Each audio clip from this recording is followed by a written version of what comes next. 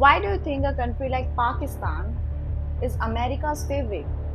Pakistan, a country जिसको terrorist run करते हैं, वो अमेरिका के किस काम का? एक्चुअली बहुत काम का। Let me explain. As you know, west ने हमेशा से फूट डालो राज करो वाला मुद्रा अपनाया है। उसी के तहत अमेरिका को हमेशा से एशिया में एक ऐसा कंट्री चाहिए होता है जो करप्ट हो, जो वीक हो, जो डेस्परेट हो, और पाकिस्तान उस कैटेगरी में एकदम फिट बैठता है। पाकिस्तान की इनस्टेबल डेमोक्रेसी, वहां के ग्रीडी लीडर्स अमेरिका के लिए इजी ऑप्शंस हैं। अमेरिका को इन्हें कंट्रोल भी करने की जरूरत नहीं है। They just have to whisper something and things will be executed. जब भी कोई पाकिस्तान का आर्मी चीफ यूएस विजिट के लिए जाता है, तब वो प्रेसिडेंट बनने का और तख्ता पलट करने का ब्लूप्रिंट वॉशिंगटन से लेकर ही आता है। जब जब यूएस से पाकिस्तान के करीब आता है, तब पाकिस्तान में तख्ता पलट और पाकिस्तान की बागडोर और उनके आर्मी चीफ के हाथ में आती है। Again, these are not just the thoughts, ये एक पैटर्न है जो रिपीट होता है बार बार। इसकी शुरुआत होती है 1958 में जनरल आयुब खान से।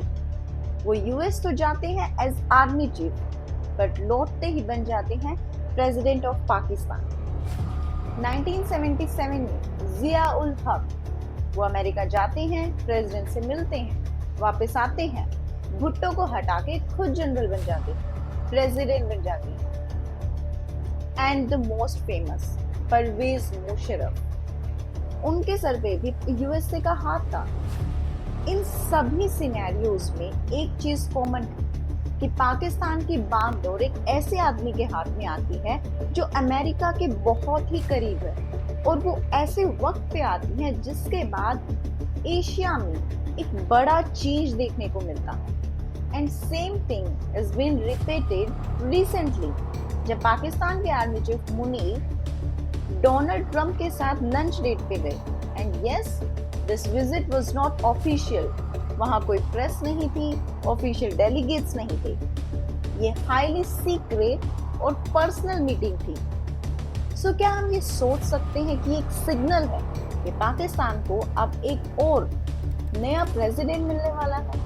And this is not a good news for Pakistan and for Asia.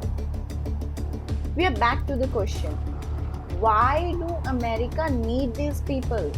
Why do they have to deal with this Pakistan and their leaders? इसका जवाब है पाकिस्तान की जोग्राफिकल लोकेशन, क्योंकि पाकिस्तान अमेरिका के राइवल कंट्रीज के एकदम सेंटर में है। ईरान, अफगानिस्तान, चाइना, इंडिया और रशिया भी पाकिस्तान के एकदम पास है। ऐसे में एशिया में यही एक कंट्री है जिसे अमेरिका डिक्टेट और एक्सप्लॉइट कर सकता है। पाकिस्तान अमेरिका का कोई अलाय नहीं है, बस एक पॉन है। इस्लामाबाद में बैठे कुछ लालची नेता पावर और डॉलर्स के लालच में आके अपने देश को बेच रहे हैं, अपने ही लोगों को एक्सप्लॉइट होने दे रहे हैं।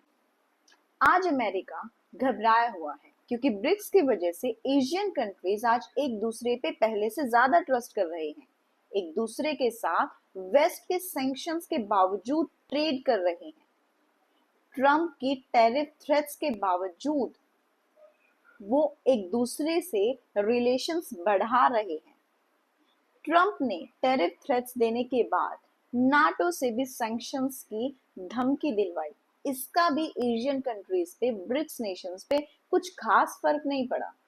इसीलिए आज जब अमेरिका को लगता है कि एशिया उनके हाथ से छूट रहा है, देयर आर हाई पॉसिबिलिटीज कि एक बार फिर वो एशिया में केओस क्रिएट करने का ट्राई करें, बॉर्डर्स पे टेंशन बढ़ाने की कोशिश करें, ताकि एशियन कंट्रीज का ध्यान अपनी ग्रोथ और ट्रेड और इकोनॉमी से हटकर बॉर्डर्स पे चला जाए, टेररिज्म को कंट्रोल करने पे चला जाए।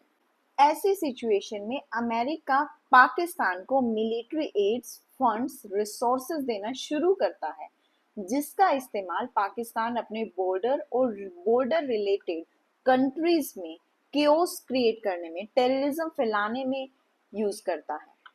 उसी रिसोर्सेज को यूज करके पाकिस्तान में बैठे टेररिस्ट और ज्यादा पावरफुल हो जाते हैं और बड़े प्लान्स के साथ अपने नेबरिंग कंट्रीज जैसे स्पेशली इंडिया पर अटैक करते हैं, इंडिया में मिलिटेंसी को बढ़ावा देते हैं। आज जब रशिया, चाइना और इंडिया एक दूसरे के और करीब आ रहे हैं, उनके टाइज और स्ट्रॉन्ग हो रहे हैं, अपने कुछ इश्यूज को साइड में रख के अपने संबंधों को, अपने रिलेशनशिप्स को मजबूत करने का कोशिश कर रहे हैं, तो ये वॉशिंगटन के लिए एक बड़ा खतरा है।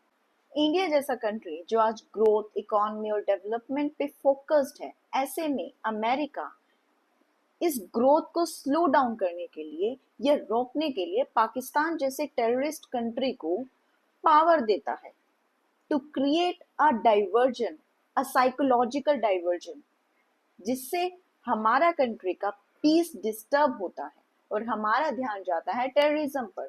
इससे बिजनेस, इकोनॉमी, आम लोग, हर चीज इफेक्ट होती है। ऐसे में हम बस प्रे कर सकते हैं कि पाकिस्तान में अब एक और मिलिट्री कूप ना हो, बिकॉज उसका असर डायरेक्टली हम पर भी पड़ता है।